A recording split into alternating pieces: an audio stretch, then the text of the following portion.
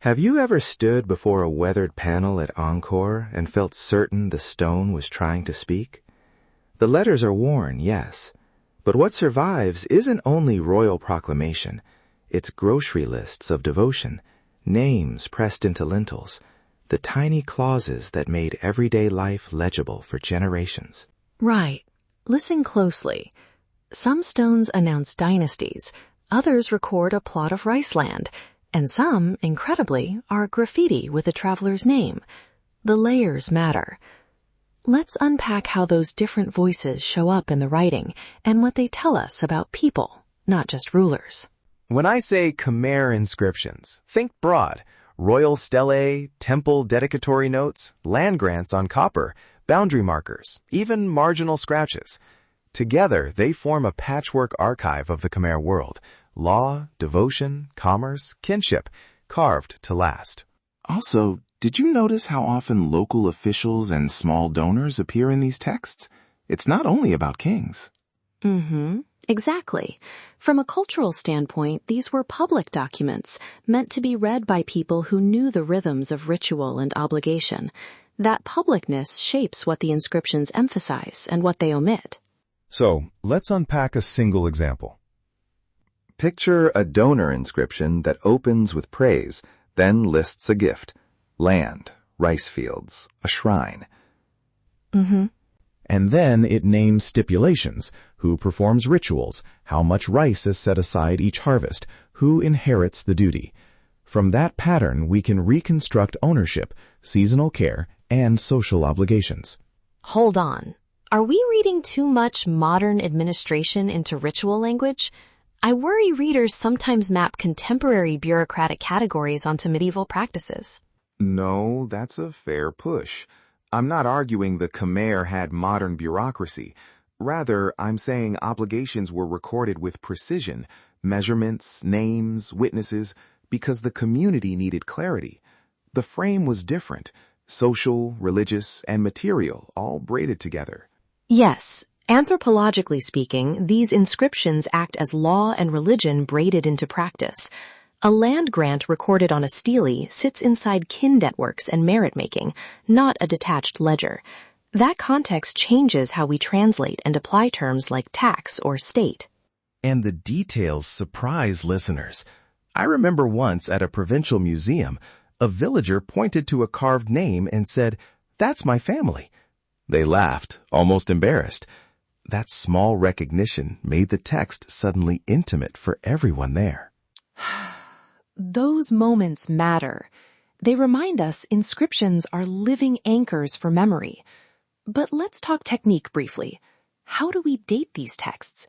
Palaeography is the first tool. Letter shapes change slowly across centuries. Right. Old Khmer evolved from Palava scripts and developed regional flourishes. Compare securely dated inscriptions, and you can map how ligatures or vowel marks tighten or loosen. Then add context, associated ceramics, stratigraphy, references to known rulers.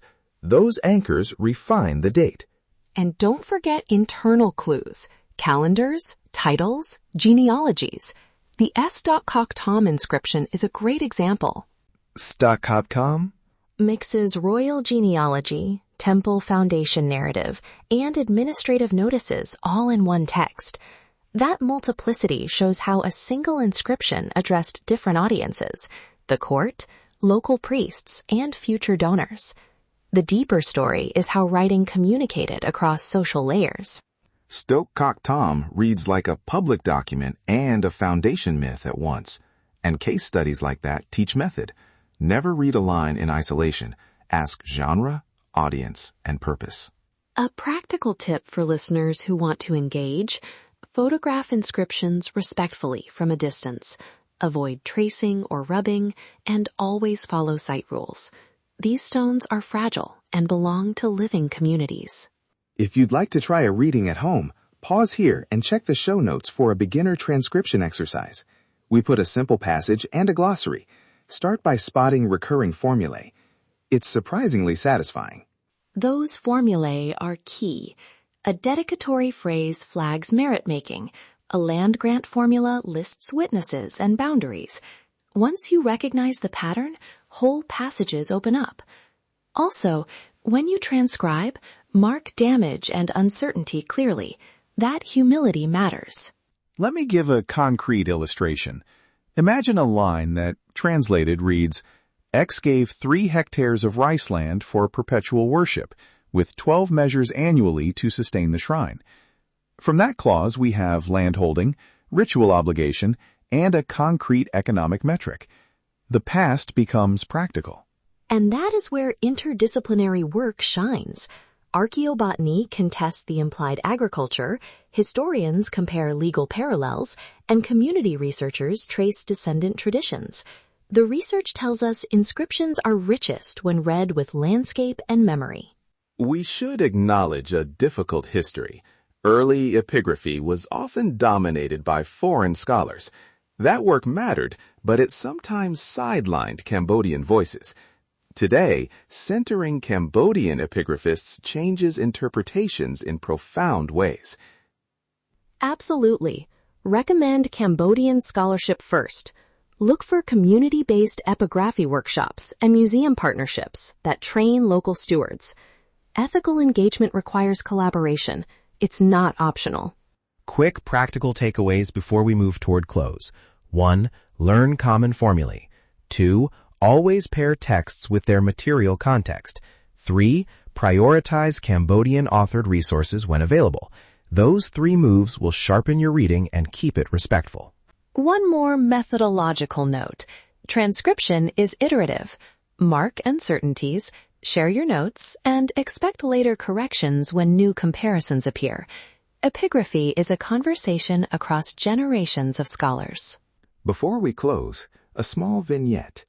A modest dedicatory stele in a village listed a widow, her sons, and a rule that the community should deliver offerings during harvest. For villagers, that text structured memory across generations. Not grand, but essential. That is our point. Inscriptions are woven into living fabrics, invoked in festivals, referenced in family histories, curated in local museums. Protecting texts is protecting social memory. When institutions interpret them, community voices must be included. If this episode has sparked curiosity, try the transcription exercise in the show notes now or later. And for site-level context, watch my YouTube walkthroughs that pair visuals with what we've discussed. We'll link recommended Cambodian epigraphists and a beginner glossary. Reading inscriptions invites patience.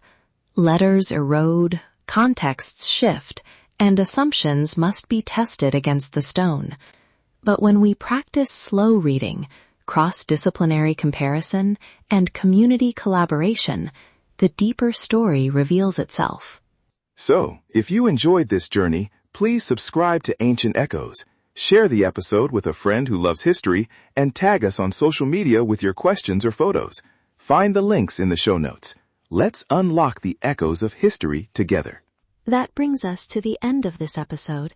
We hope these stories helped you see Cambodian history and culture in a deeper, more human way. The echoes of the past live on in people's voices, memories, and everyday lives. Thank you for listening and for making space for these stories.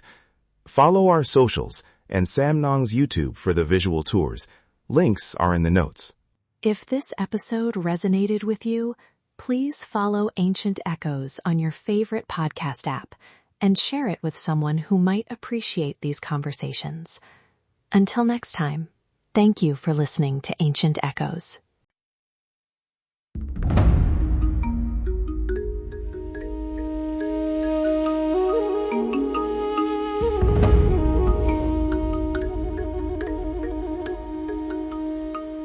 In the quiet of night, I whispered my plea, holding her close, hoping for her decree.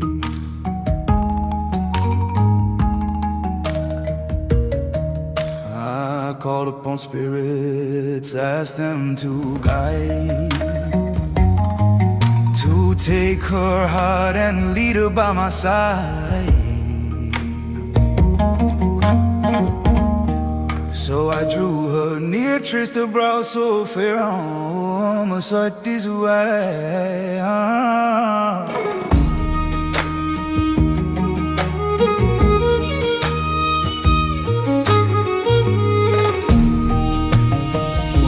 Sacred power, Swahai, mighty spirit awakened. By the master's right, let her heart be gently taken. Let her follow me now by vow and by sign. I hear these words, oh teacher, witness this plea. Oh, my sacred power, Swahai. Oh, oh.